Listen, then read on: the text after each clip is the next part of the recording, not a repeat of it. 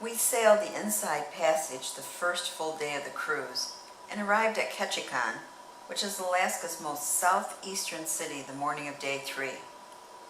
It's located less than 700 miles north of Seattle on Revillagigedo Island. Try saying that 3 times fast. The only way to reach the city is by boat or air. In fact, you even have to take a ferry from Ketchikan to get to the Ketchikan airport. And you might remember the hoopla regarding the Bridge to Nowhere or the Gravina Island Bridge. It was proposed a $398 million project to replace the ferry. And people said it was a prime example of pork barrel spending, and the U.S. Congress removed the federal funding earmarked for it. Thus, you still have to take a ferry to the airport. Well, by my standards, Ketchikan is a very small city. It has only 8,000 residents. Yet, it is the 5th most populated city in Alaska. And this town was founded on lumber and salmon fishing industries, but I guess the lumber mill shut down in 1997. And I think now the main industry is tourism brought in by the cruise ships. Definitely a rainy city, as you can see by this, quote, liquid sunshine, unquote, gauge by the town's visitor center. They average 153 inches of rain a year. And their climate is milder than what I'm used to in Michigan. In June, the average high, though, is 60 degrees and only about a 50% chance of rain. Now, we experience a light drizzle for most of our time on shore. We had our choice of over 39 different cruise scheduled activities. And like most things in Alaska, most of these were expensive. We ruled out the duck and trolley tours, the zip line, the crab fest, Saxman Native Village, and Totem Bright State Park, and the salmon or halibut fishing. Now, if we would have had kids with us, we would have probably chosen the Great Alaskan Lumberjack Show. Tickets were only $49 for adults and $25 for kids, and it looked like it was a pretty entertaining show. I've never watched the Deadliest Catch show on the Discovery Channel, so the Bering Sea Crab Fisherman's Tour for $229 a piece just wasn't that attractive. Then that left us with 2 remaining choices: the Mountain Point Snorkeling Adventure or touring the Misty FS. We've only snorkeled in warm waters before, and the $149 price tag a piece seemed reasonable.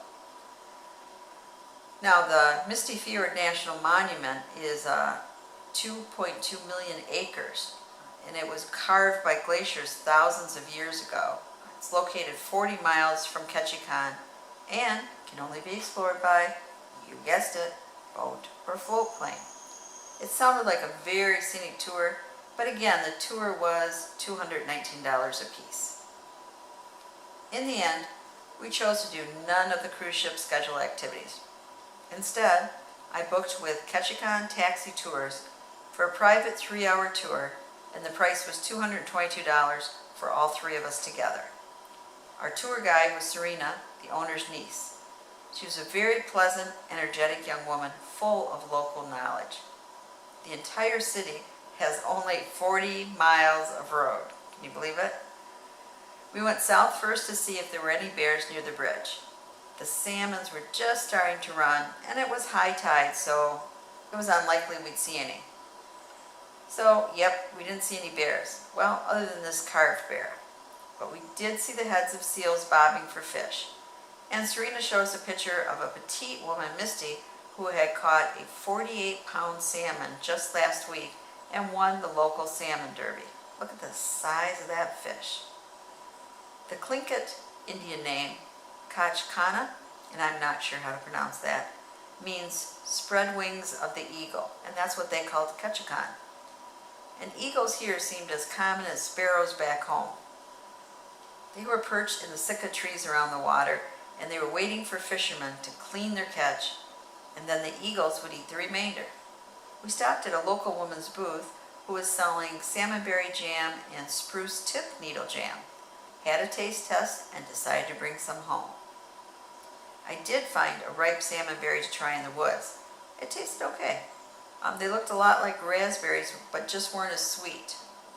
And the plant has a very pretty flower.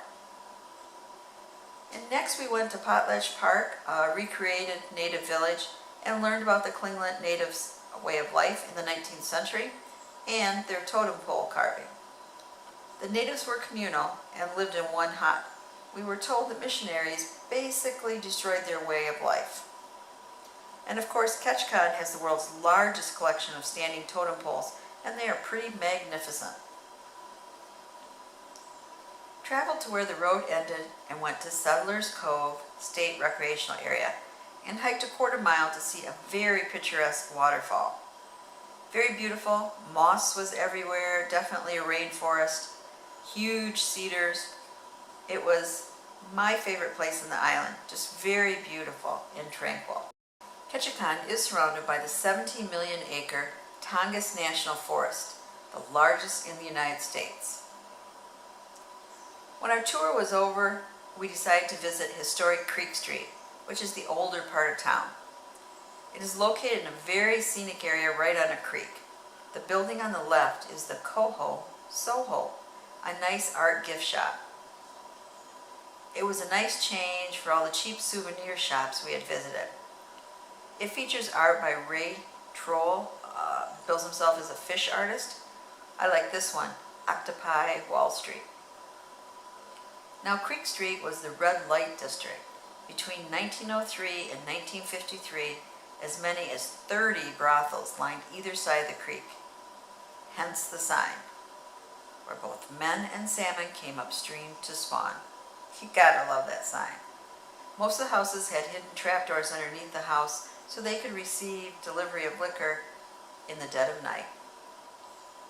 Now the red light district closed in 1954, and the most famous madame was Dolly Arthur. She charged $3 for a trip upstairs when the average man's wage was just $1 per day.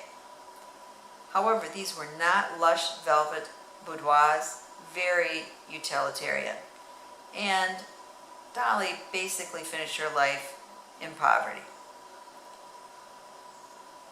Well, we were getting cold and hungry, and we decided to walk back to board the boat.